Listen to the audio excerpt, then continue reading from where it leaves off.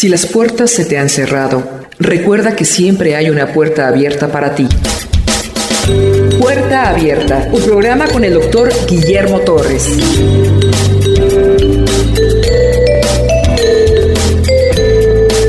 Segunda de Corintios capítulo 8, Pablo va a tratar un tema muy sensible, que es el tema de la pobreza y la necesidad, la pobreza en el creyente.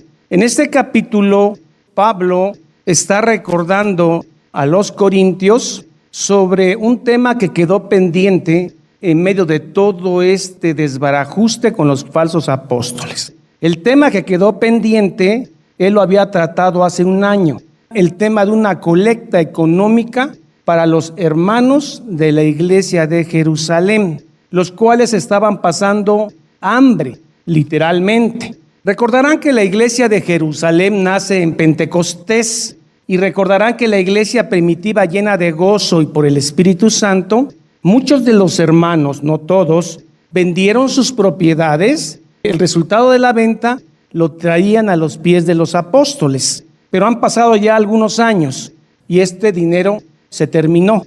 Y muchos de los convertidos, los creyentes de Jerusalén, eran judíos que habían estado en el extranjero. En el Pentecostés llegaron a la fiesta, ahí se convirtieron y se quedaron en Jerusalén. Con el pasar del tiempo, los demás judíos no cristianos comenzaron a marginar a los cristianos. Los empezaron a desterrar, empezaron a cerrar sus negocios y entonces la iglesia primitiva se vio en gran necesidad. Otra causa de la pobreza de esta iglesia primitiva, la de Jerusalén, es que los romanos incrementaron los impuestos. Muchos cristianos se fueron a vivir a casas de cristianos. Muchos vivían con familiares judíos, pero al ver que ya no era posible y que ya confesaban otra fe, los desterraban y se iban a vivir así cristianos con cristianos, pero los dos estaban bien pobres. Vamos a desarrollar el tema de la pobreza. Pablo en Primera de Corintios ya les dijo el tema de la ofrenda. La primera carta de Corintios se escribió en el año 55. La segunda carta de Corintios se escribe a principios del año 56.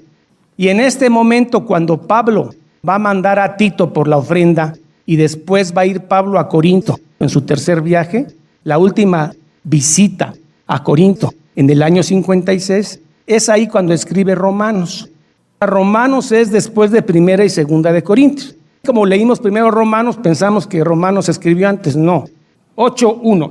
Asimismo, hermanos, os hacemos saber la gracia de Dios que se ha dado a las iglesias de Macedonia, que en grande prueba de tribulación. También Macedonia tenía tribulación económica. Grecia tiene una provincia en el norte y esa provincia se llama Macedonia. En el sur está Corintio. En Macedonia, que es la parte norte de Grecia, hay 3 iglesias: Filipo, Tesalónica y Berea. Son las iglesias a las que Pablo se está refiriendo. ¿Cómo se te ocurre pedirle a los de Macedonia si también están bien pobres? Que en grande prueba de tribulación los de Macedonia. Pero hay algo interesante: el gozo en Cristo se elevó sobre la pobreza. Había pobreza económica, pero el gozo de Cristo fue superior, se elevó y ellos dieron de acuerdo a sus fuerzas y más allá de sus fuerzas. Este es el tema del dar. No es cuando te sobra. El tema de dar es cuando no puedes dar y das, que implica un sacrificio. Es el tema de dar en la vida cristiana. Porque si usted le pregunta ahorita, ¿tiene dinero para dar? Va a decir, no, apenas tengo. Pero entonces el Señor Jesús nos pone el ejemplo de la viuda pobre. En el atrio de las mujeres en el templo de Herodes, había como 2 trompetas doradas gigantescas. Era el lugar del tributo. Entonces los ricos sacaban grandes cantidades de dinero y los dejaban caer y sonaba. Pero no solo se conformaban con eso, buscaban un trompetero y hacían tocar trompeta. En ese atrio de las mujeres había mucha gente así como usted y yo, viendo a ver quién pone más y quién pone menos. Y la gente veía cómo echaba tesoros para el templo. Aparece una viejita empobrecida y pone 2 monedas blancas. Y Jesús dice, ella ha dado más. De acuerdo a la perspectiva de Dios, ella ha dado más porque ella dio todo y dio de su pobreza. El rico dio de lo que le sobraba. Y además se jactó de ello, que en grande prueba de tribulación se elevó el gozo del Señor por arriba de la pobreza de los macedonios. La abundancia de su gozo y su profunda pobreza abundaron en riquezas de su generosidad. Pablo mismo da testimonio que no lo dieron con tristeza ni aflicción, lo dieron con gozo. Pues doy testimonio que con agrado han dado conforme a sus fuerzas y más allá de sus fuerzas. ¿Cómo usted puede dar algo más allá de sus fuerzas cuando usted tiene gozo? Porque si no tiene gozo en el Señor no puede dar. Y si da, da enojado. Y si da, busca la moneda más pequeña. Además, quise el favor de venir, todavía hay que dar. No hay gozo y no han entendido la salvación. Aclaro, si usted está en una iglesia donde el pastor solo quiere el dinero para él porque es el ungido, a los lobos no hay que darle ni un céntimo. Al lobo se le apalea con la palabra. Pero si usted en su pequeña iglesia está sosteniendo a un pastor que se dedica a predicar la palabra y lo hace con honestidad, debe dar para la obra. La obra no es levantar un edificio. La obra de Dios es predicar el mensaje. 8:4. Pidiéndonos con muchos ruegos que le concediésemos el privilegio de participar en este servicio para los santos. Pablo no los iba a dejar participar porque vio su pobreza, pero ellos rogaron participar, primero porque tenían gozo, segundo porque saben que es un privilegio dar para la obra. Y la obra es para predicar el evangelio, no para levantar edificios. Eso se va a quemar. Pidiendo con muchos ruegos que se le concediese el privilegio de participar en este servicio para los santos. Cuando llegue el día de la ira, usted se va a arrepentir de no haber dado más para la obra. La verdadera obra, con discernimiento, no mantener a un lobo. Ese será quizá uno de los lamentos. ¿Por qué no invertí más tiempo? 8:5. Y no como lo esperábamos. Pablo pensó que iba a dar de acuerdo a sus fuerzas. No, dio más allá de sus fuerzas. No solamente dieron dinero, se dieron ellos al Señor y a los apóstoles. Cuando sabes que eres salvo y que te espera la gloria eterna, puedes dar con alegría y más allá de tus fuerzas. Asimismo se dieron primeramente al Señor y luego a nosotros. 8:6. De manera que exhortamos a Tito. Tito había comenzado esto en Corintio y en Roma, para que tal como comenzó antes, asimismo acabe también entre ustedes esta obra de gracia, que es la ofrenda para los santos de Jerusalén. Por tanto, como en todo abundáis. ¿A quién se le está dirigiendo esta carta? A los corintios. Los corintios ya sabemos, tienen dones. Son peleoneros y han seguido a falsos apóstoles, pero sí tienen dones. Abundan. Como en todo abundáis en fe, en palabra, doctrina sana, en ciencia, aplicación de la doctrina a la vida diaria, en toda solicitud y en vuestro amor para con nosotros. Ahora pues, abundad en esta ofrenda. Esta carta la va a mandar Pablo con Tito, para que exhorte a los hermanos a dar abundantemente. No hablo como quien manda, sino para poner a prueba, por medio de la diligencia de otros, también la sinceridad del amor de ustedes.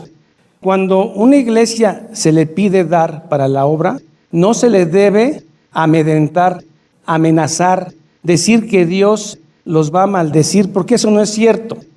Malditos sois, me habéis robado. Eso está hablando a la nación de Israel, que le habían robado los diezmos, ofrendas que iban al alfolí. No tiene que ver nada con la iglesia, tiene que ver con el pueblo de Israel. Malditos sois, me habéis robado. Y si ustedes dan, probadme en esto, y os abriré los cielos y vendrá la abundancia. Este texto lo usan los lobos. Si tú no das y eres creyente, no eres maldito. Si eres un verdadero creyente, no puedes ser maldito. Si Cristo murió por ti, ¿depende de tu dinero la salvación? No. Cada quien debe dar con gozo, alegría, como propuso en su corazón, no con tristeza. Si no da con alegría, no debe dar. El diezmo es para el pueblo de Israel y la ofrenda es para la iglesia. Cada quien como propuso en su corazón. Yo no puedo decirle a usted que dé una cantidad porque es algo tan privado entre usted y Dios que no me puedo meter. Algo muy personal. Muchos falsos pastores defienden a muerte el diezmo. Ahorita están gritando que muchos se han levantado contra el diezmo. Casi es un dios el diezmo. Si usted ve que su pastor trabaja, es carpintero, es herrero y además les predica, ayúdenlo, por favor, ayúdenlo. Pero si es un lobo que solo quiere levantar edificios y quiere andar en carros últimos modelos porque está ungido, o sálgase de allá. ¿Qué hace ahí? Si alguien está ahí es que a lo mejor no es hijo, porque a los hijos Dios les presta discernimiento en la verdad. No hablo como quien manda, o sea, no necesito asustarlos a ustedes que van a ser malditos. O si usted habla mal de este ungido, le va a caer cáncer. Sus negocios le van a salir mal. Va a perder dinero porque usted está hablando contra el ungido. Se están yendo a Saúl y a David. Hasta tienen varias mujeres porque también David tuvo varias mujeres. 8:9. Porque ya conocéis la gracia de nuestro Señor Jesucristo, que por amor a vosotros se hizo pobre, siendo rico. Algunos versículos de la Biblia pueden captarse con una sola lectura. Jesús era rico y se hizo pobre. Usted lo puede captar con una lectura, pero se necesita una eternidad para lograr entender la sustancia de ese versículo. Juan 3:16, de tal manera amó Dios al mundo que ha dado a su Hijo unigénito, para que todo aquel que en Él cree no se pierda, mas tenga vida eterna. Usted puede entender eso con una sola lectura. Hasta que usted llegue a la eternidad, va a entender de qué tan ancho, alto y profundo es el amor de Dios por usted. Lo mismo es este versículo, que es una joya. Jesús era rico, todo lo que hay en esta tierra le pertenece a Jesús, al Padre y al Espíritu Santo. Toda bestia del campo, dice, es mía, pero no solo de la tierra, todo lo que está en los cielos, los ángeles, son todo de Él. Jesús se hace pobre cuando se encarna, porque Jesús queda limitado a la naturaleza humana, se despoja Él mismo de su poder y queda limitado. Se sometió al sol, al hambre, a la sed. Eso es hacerse pobre. Jesús no vivió en la miseria, Jesús vivió en la pobreza. Son diferentes. Fue carpintero, tenía para comer. Cuando inicia su ministerio había personas que pagaban su ministerio.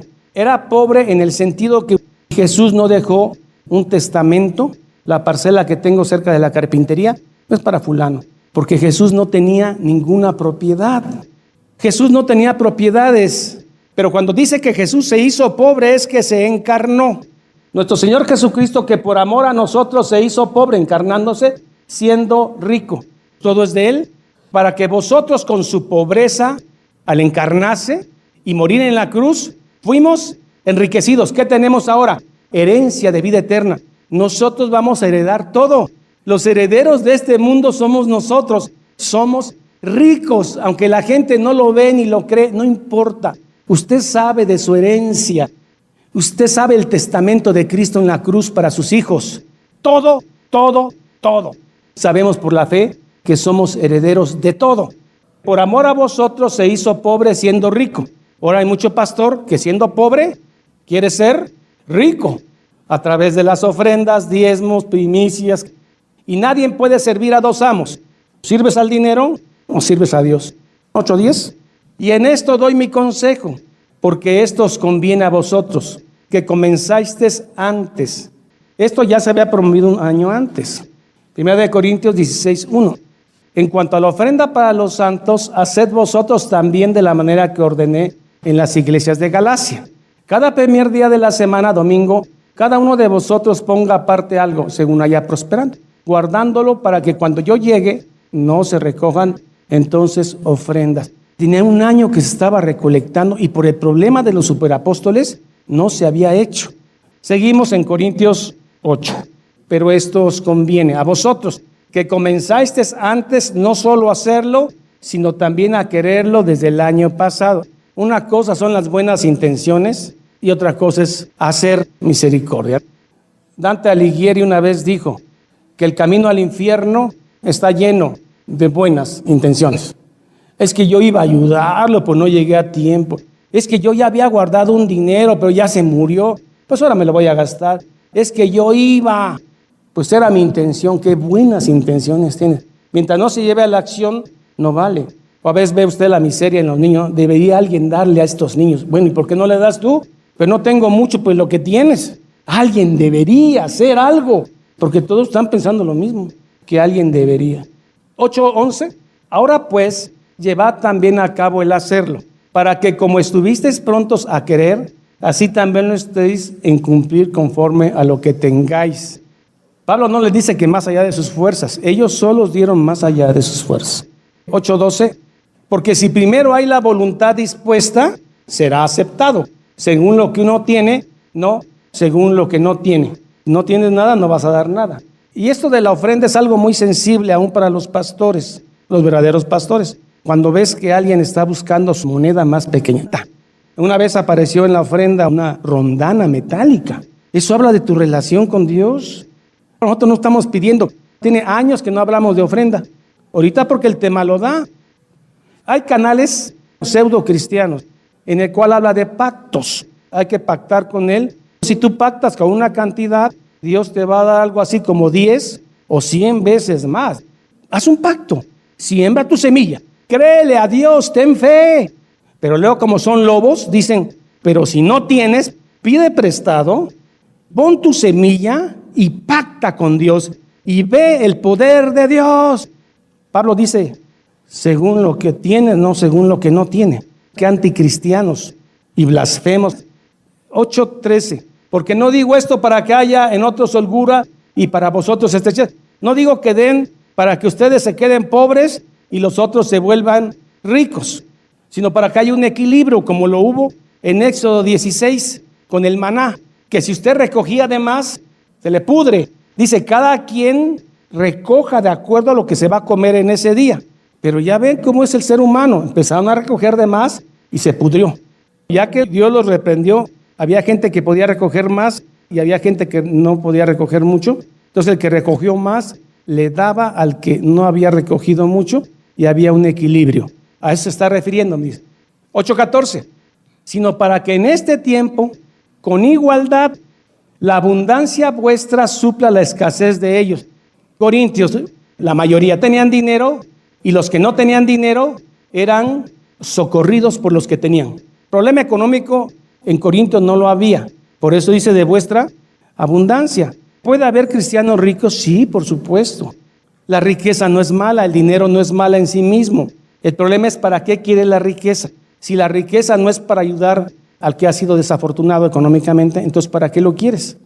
La abundancia de ustedes supla la escasez de ellos, para que también la abundancia de ellos, cuando ellos tengan, supla la necesidad vuestra, para que haya equilibrio, igualdad económica.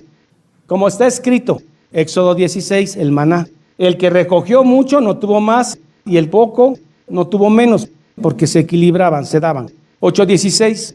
Pero gracias a Dios que puso en el corazón de Tito la misma solicitud por vosotros. Tito estaba pendiente de esa ofrenda. 8:17. Pues a la verdad recibió la exhortación. Pablo lo exhortó, pero él no se le había olvidado. Pero estando también muy solícito por su propia voluntad, partió para ir a vosotros, a recoger la ofrenda. Fue una comitiva. Hay dos hermanos que aparecen aquí que no se da su nombre. Todas las iglesias los conocen como gente honrada, temerosa del Señor, no un ladrón en el púlpito, sino una gente honrada. Y enviamos juntamente con él, con Tito, al hermano, cuya alabanza en el Evangelio se oye en todas las iglesias. No se da el nombre, pero Dios sí sabe el nombre de él. 8:19. Y no solo esto, sino que también este hombre fue designado por las iglesias como compañero de nuestra peregrinación para llevar este dinero, este donario, que es administrado por nosotros para la gloria del Señor mismo y para demostrar nuestra buena voluntad. 8:20. Evitando que nadie nos censure en cuanto a esta ofrenda abundante que administramos. Pero ellos están viendo que este dinero le va a quitar el hambre a muchos niños de Jerusalén, a muchas viudas pobres de Jerusalén y a muchos hermanos en la fe. Están felices por ese dinero. Qué diferente una mirada de este tipo. Con esto me puedo comprar un camello, 3 camellos, un terreno. Pero Pablo está viendo en ese dinero la mitigación del hambre de los pobres de Jerusalén. ¿Cómo puedes robar eso? Hay una miseria humana que al pobre le robes. Robarle al rico está mal, muy mal. Robarle al pobre y al miserable no tiene nombre. Esas iglesias que se vuelven ricas en base a los pobres no tienen nombre. Es lo más anticristiano que puede haber. Evitando que nadie nos censuren cuando esta ofrenda abundante que administramos. Procurando hacer las cosas honradamente, no solo delante del Señor, sino también delante de los hombres. Los dineros de la iglesia se deben de usar para la necesidad de los afligidos de la iglesia, primeramente. porque es dinero de los pobres. ¿Cómo vas a robar eso? Ese dinero es sagrado, como la misma oración, delante del Señor y delante de los hombres. No, usted no tiene que pedirme cuentas. Yo soy el ungido. Es como si el pueblo le pidiera cuentas a David o a Saúl. No, lo honraban. Usted también debe honrarme. Si usted no entiende eso, que lo están robando, a lo mejor ni creyente es. 8:22. Enviamos también con ellos a nuestro hermano, otro hermano en la comitiva que no aparece su nombre, cuya diligencia hemos comprobado repetidas veces en muchas cosas, y ahora mucho más diligente por la mucha confianza que tienen ustedes. 8:23. En cuanto a Tito, es mi compañero y colaborador para con vosotros. Y en cuanto a nuestros hermanos, los que no dije su nombre, son mensajeros de las iglesias y gloria de Cristo. Aunque no pusieron su nombre en la Biblia, usted sea gloria de Cristo, es maravilloso. 8:24. Mostrad pues para con ellos ante las iglesias la prueba de nuestro amor. Las iglesias estaban viendo y de nuestro gloriarnos respecto de vosotros. Pablo siempre se glorió de los corintios. Y ahí está el capítulo 8. Pero algunas reflexiones sobre el dinero. Verso 1 dice: asimismo, hermanos, os hacemos saber la gracia de Dios que se ha dado a las iglesias de Macedonia. La generosidad cristiana viene de la obra que Dios hace en nuestras almas. Cuando usted da para los pobres de la iglesia, es una gracia de Dios, una gracia divina en usted, en su alma humana, para que usted dé. No se puede gloriar de haber dado. Usted debe dar la gloria ¿a quién? A Dios, porque Él le dio esa gracia. Algunos conceptos sobre el dinero, algo que es la debilidad de muchos. Jesús habló del dinero, lo cita Timoteo: el principio de todos los males está en el amor al dinero. Cuando tu ídolo es el dinero, cuando tu tesoro es el dinero, ahí está tu corazón. ¿Cuánta gente se ha traicionado entre familiares, entre hermanos, primos, padres, hijos, compadres, amigos, por el dinero? El dinero tiene un poder especial. A mí me gustaban las películas del viejo oeste, cuando dos forajidos, grandes amigos, se metían a un panteón y en ese panteón se ponían a escarbar y allá aparecía el oro. Uno de ellos dijo inmediatamente: qué extraño poder tiene este metal. No acababa de decir eso cuando el otro le disparó en el corazón y lo mató. Y solo uno se llevó el dinero. El poder del dinero cuando lo amas. No está mal tener dinero, pero recuerden que en esta vida nada es gratis. Si quieres tener dinero, tienes que trabajar, tienes que pagar la factura. Si tú tienes un carro, ya no tan reciente, pero vas a una iglesia donde se maneja la codicia por tener más y más, y ves que hermanos que dicen que Dios los ha bendecido con carros nuevos. ¿Cuánto vale un carro nuevo? Vas a la agencia, vale $1,000,000. ¿Cuánto vale? 5 horas menos con tus hijos, 3 horas más discutiendo por el dinero con tu esposa, 20 días al mes durmiéndote a las 3 de la mañana. Todo tiene un precio. ¿Lo pagas o no? No, pues no. Tiene más valor mi familia que el cómo nos vamos a ver. Job era rico, Abraham era rico. Ha habido hombres ricos en la Biblia, pero no era su amor el dinero, era una añadidura. El dinero no es malo ni bueno en sí mismo. El dinero es neutral moralmente. Lo que la gente hace con su dinero refleja su moral interna. Yo les presento un canasto con 50 centenarios de oro. Un centenario parece que vale 18,000 pesos. Haga usted la cuenta por 50 centenarios que tiene acá. Y los dejo aquí. Pero como este metal tiene un poder, usted ya no está tranquilo. ¿En qué lo va a ocupar? Y si le doy una parte al que está más pobre, no, mejor me quedo yo con él. Usted no tenía un problema, ahora está el dinero, ya tiene un problema. Moralmente el dinero no tiene moral, pero sí es un catalizador que refleja quién eres. Hay gente que usted la conoce en la pobreza y son unos, pero llegan a tener dinero y usted los desconoce. No es posible que seas la misma persona. Ahora llena de vanidad, de soberbia, de enojo, de grito, porque tiene dinero. El dinero no era malo, el mal estaba en esta persona, que no salía su maldad porque no tenía. El dinero es un catalizador que te hace ver quién realmente eres. Lucas 12:34, el Señor Jesús dice: donde está vuestro tesoro, allí estará también tu corazón. Si tu Dios es el dinero, vas a pelear con tu hermano hasta muerte por un terreno. No tiene la capacidad de decir: que se lo quede Él. Él está listo para pelear contra ti. Tú dices, no, que se lo quede. Donde está vuestro tesoro, está tu corazón. La Biblia no prohíbe la posesión de dinero. La Biblia prohíbe amarlo. No está mal que tengas dinero, producto de las capacidades que Dios te ha dado. Lo que Dios te prohíbe es que lo ames más al dinero que a Él. Hay hermanos prósperos que tienen la capacidad de hacer dinero. Dios les dio ese don. Pero el dinero, ¿para qué es? Para socorrer a los pobres. Y hay unos hermanos que de plano, hermano, no se les dio ese don. Son malos para los negocios. Hasta un puesto de taco lo quiebran. Dios no está en contra del dinero, está en contra que lo ames. 1 Timoteo 6:17. A los ricos de este siglo manda, pero está hablando a creyentes, no a no creyentes. Si usted se lo dice a un hombre rico que no conoce a Cristo, síguete con tu Biblia para allá. A los ricos de este mundo, había ricos dentro de los creyentes. A los ricos de este siglo manda que no sean altivos, ni pongan la esperanza en las riquezas, las cuales son inciertas, sino en Dios vivo. Le está hablando a creyentes, que nos da todas las cosas en abundancia para que las disfrutemos.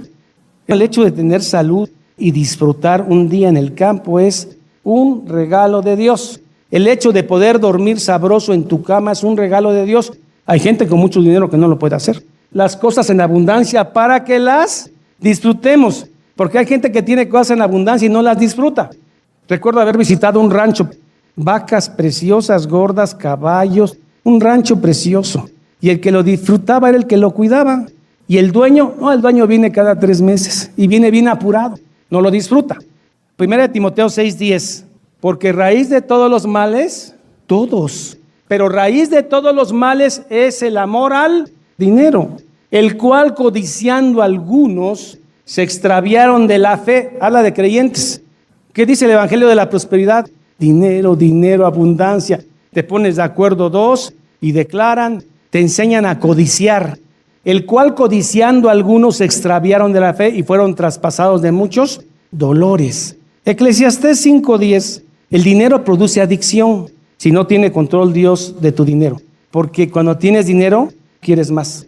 El que ama el dinero no se saciará del dinero. Y el que ama el mucho tener, no el tener, no sacará fruto. También esto es aflicción, vanidad, dijo el predicador Salomón. Cuando llegas a tener, sucede algo extraño. Si no hay control en tu vida de Dios, quieres más.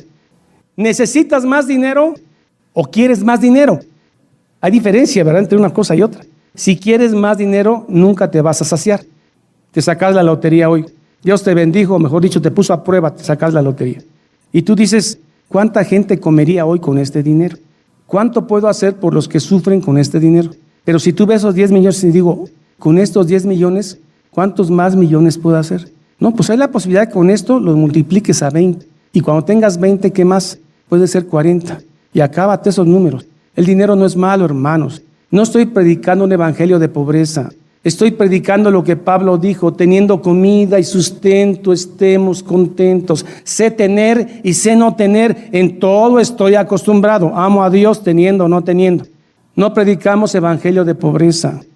La pobreza con dignidad es aquella que da y no pide. Hay una pobreza muy interesante cuando está con riqueza espiritual. A nosotros, los pastores que nos predicaron venían de Guatemala y ellos traían una cantidad de dinero para cada mes. Pero siempre que visité a mis pastores, siempre había comida. Siempre que fui, algo me invitaban. Y yo sabía que estaban limitados. Pero he ido a lugares de gente con dinero y no tienen nada que dar. Porque en sí no tienen nada que darte, ni espiritual. Esa pobreza que da, Jesús siendo pobre, regaló en la cruz vida eterna. Es una pobreza que sabe dar. Hemos visitado hermanos en pobreza económica. Después de estar con ellos, ¿qué tal salimos? Enriquecidos, llenos de salmos, de citas bíblicas. ¿Qué tal salimos? Enriquecidos. Esa es la pobreza que da. Hermano, usted tiene la riqueza en su boca, el evangelio de la salvación. Donde usted vaya, de riqueza, hable del evangelio. Proverbios 15:16. Mejor es lo poco con el temor a Dios que el gran tesoro donde hay turbación. Prefiero un puño lleno con tranquilidad y gozo y no 2 puños con ansiedad y temor. Proverbios 38. Vanidad y palabra mentirosa, aparta de mí. No me des pobreza ni riqueza. Manténme con el pan necesario. Si Dios te da pobreza o te da riqueza, es solo una circunstancia para llegar a Él. Mateo 6:24. Nadie puede servir a dos amos. Yo amo a Dios, yo predico el evangelio, pero todo cuesta. Ninguno puede servir a dos señores, porque aborreces a uno y amarás al otro, o estimarás al uno y menospreciarás al otro. Está hablando de dinero y Dios. No podéis servir a Dios y amar a las riquezas. O amas a uno o amas a otro. Dios dice, no amen las riquezas, porque si vas a servir las riquezas, dejas de servir a Dios, y muchos se perdieron. Pastores que yo los conocí que eran más o menos bíblicos, ahora puro prosperidad, puro dinero, declara, recibe, mira cómo estamos creciendo, pero esto es dinero, no es nada espiritual. En 1 Corintios 6:10 hay una palabra que se llama avaricia, y en 1 Corintios 6:10 está una lista de quienes no heredarán el reino de los cielos. Ni los ladrones, ni los avaros, avaricia, que muchas veces se traduce codicia. La palabra codicia o avaricia tiene una raíz griega que se llama pleonexia. Siempre quiere ser más. Apetito insaciable de poseer bienes materiales. Está ligado al egoísmo y la vanidad. Pensar que se merece más que otro por haber acaparado todo. El mismo Platón, el filósofo griego, consideraba la pleonexia como una enfermedad moral. La pleonexia. Apetito insaciable de poseer bienes materiales. Qué anticristiano es el evangelio de la prosperidad. Cuando llegan y solo te hacen apetecer más y más y más dinero, posesiones, poder. Es el evangelio de la avaricia, el evangelio de pleonexia, el evangelio de la prosperidad. Una ambición por tener más y más y más. Y el que tiene mucho dinero, Dios lo ha bendecido, es obediente. Y el que no tiene, es porque algún pecado tiene, como si no tuvieran pecados todos. El evangelio de la prosperidad, lo más anticristiano en nuestra época, el evangelio de la prosperidad. La prosperidad de la que habla la Biblia es aquella que da, que gana para dar a otros, los desafortunados, porque es el ejemplo de Cristo. Siendo rico, se hizo pobre. Termino diciendo que no predicamos un evangelio de pobreza, porque el evangelio no es pobre, por cuanto el autor es rico, es Cristo. Enseñamos que el dinero no es malo, el amarlo sí. Y aún a partir de eso todavía Dios nos regala tantas bendiciones, la salud, el tener comida y sustento para hoy, el que nuestra ambición va disminuyendo cada día, porque sabemos que las riquezas le saldrán alas. No estamos en contra del tener, no se malentienda. Sí se puede ser próspero para bendecir. Padre, te damos gracias porque el Espíritu Santo nos hace hablar y decir cosas que a veces a nosotros como predicador nos duele. Ayúdanos, Señor, porque queremos ser fieles a tu palabra. Queremos no servir a dos amos. Queremos trabajar con alegría y prosperar con alegría, porque eso viene de ti, sabiendo que si nos das dinero más es para bendecir a los demás. Ayúdanos, pues, Señor, a estar calibrado con tu evangelio, con tu palabra. Sabemos que el evangelio de la prosperidad ha dañado tanto a los grupos protestantes porque genera codicia, una de las grandes debilidades del ser humano, de los grandes pecados. Y queremos más, más, más. Y lo barnizamos con versículos bíblicos de prosperidad, cuando es prosperidad espiritual. Señor, a la gente que esté metida en estos lugares de falso evangelio llamado la prosperidad, te pido que a los que van a ser salvos les saques de ahí. Porque el Hijo de Dios tiene discernimiento. El Hijo de Dios busca tu palabra. El Hijo de Dios reflexiona en ella y se para en el camino por si lo ha equivocado. Señor, ten piedad de nuestras almas, Padre mío, y ayúdanos a seguir tu palabra, seguirla enseñando y danos esa ciencia que es aplicarla a nuestra vida.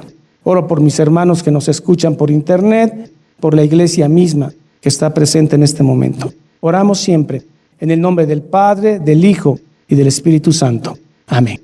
Vamos a despedirnos con las bendiciones ya conocidas de Números 6:24, que dice así: Jehová te bendiga y te guarde. Jehová haga resplandecer su rostro sobre ti y tenga de ti misericordia. Jehová alce sobre ti su rostro y ponga en ti paz. Corintios dice así: la gracia del Señor Jesucristo, el amor de Dios y la comunión del Espíritu Santo sean con todos vosotros. Y el pueblo dice: amén. Jehová es mi pastor, nada me faltará. En lugares de delicados pastos me hará descansar. Junto a aguas de reposo me pastoreará. Confortará mi alma. Me guiará por sendas de justicia por amor de su nombre. Aunque ande en valle de sombra de muerte, no temeré mal alguno, porque tú estarás conmigo. Tu vara y tu cayado me infundirán aliento. Aderezas mesa delante de mí en presencia de mis angustiadores.